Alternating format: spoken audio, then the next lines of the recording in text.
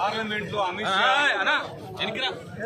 భారత రాజ్యాంగ నిర్మాత, భారత రత్నగా అందరం గౌరవించేటువంటి బిఆర్ అంబేద్కర్ గారిని అవమానిస్తూ అంబేద్కర్ గారిని దేవుని చెప్పి ఆయన రకంగా అంబేద్కర్ ఆయన అవినీతిని కించపరుస్తూ సాక్షాత్తు భారత హోంమంత్రి మాట్లాడడం చాలా సిగ్గుచేటైన విషయం. ఇది ప్రజాస్వామ్యం మీద దాడి, రాజ్యాంగం మీద దాడి, రాజ్యాంగ రూపశిల్పైనటువంటి అంబేద్కర్ మీద దాడి చేయడాన్ని తీవ్రంగా ఖండించాల్సిన అవసరం ఉంది. ఈ అమిత్ షా యొక్క అహంకారపూరితమైనటువంటి అట్లాగే ఒక దుర్మార్గమైనటువంటి ఒక నిరంకుశ వైఖరిని ఖండిస్తూ ఆయన తక్షణం భారత ప్రజలకి క్షమాపణ చెప్పాలని డిమాండ్ చేస్తూ వాళ్ళ దేశవ్యాప్తంగా సిపిఎం పార్టీ నిరసనలు తెలియజేస్తా ఉంది. దీన్ని ఇందులో భాగంగా ఇక్కడ మన పార్టీ రాష్ట్ర కార్యదర్శి గారు తమ్మినేని వీరభద్రం గారు ఈ అమిత్ షా దిష్టి బొమ్మని తగలబెట్టవలసింది ముందు తమ్మినేని గారి మాట వచ్చి కోరుతా ఉన్నాను.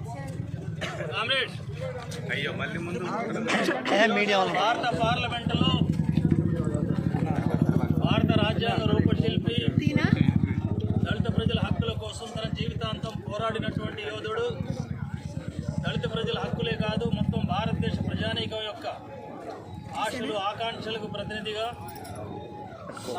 సమానత్వం కోసం రాజ్యాంగంలో అనేక అంశాలు రూపొందించడంలో పాత్ర వహించినటువంటి మహనీయుడు కామ్రేడ్ అంబేద్కర్ ఆయన అవమానిస్తూ హోంమంత్రి సాక్షాత్తు పార్లమెంట్లో అంబేద్కర్ను అవమానిస్తూ మాట్లాడారు. ఇది తీవ్రంగా ఖండించాల్సిన విషయం.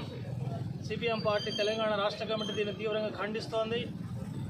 తక్షణమే అమిత్ షా బేషరతుగా దేశ ప్రజలకు, జాతికి క్షమాపణ చెప్పాలని కోరుతున్నాను. అంబేద్కర్ తన జీవితాంతం దళిత హక్కుల కోసం, రిజర్వేషన్ల కోసం, వాళ్ళ అభ్యున్నతి కోసం, అంటరాంతరం నిర్మూలన కోసం పనిచేసినటువంటి సంఘ సంస్కర్త. అంతేకాదు దేశ ప్రజలకు ఆదర్శంగా వాళ్ళ రాజ్యాంగం ఉంది.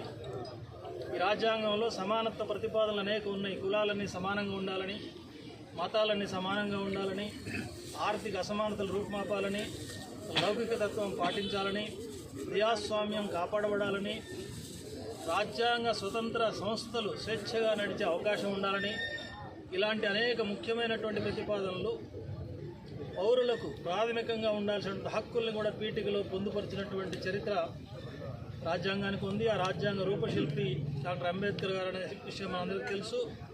కాబట్టి దేశవ్యాప్తంగా జరుగుతున్న నిరసనలో భాగంగా ఈరోజు సత్తుపల్లి పట్టణంలో జరుగుతున్న సిపిఎం పార్టీ 22వ జిల్లా మహాసభల సందర్భంగా మహాసభలో తీర్మానం చేశాం.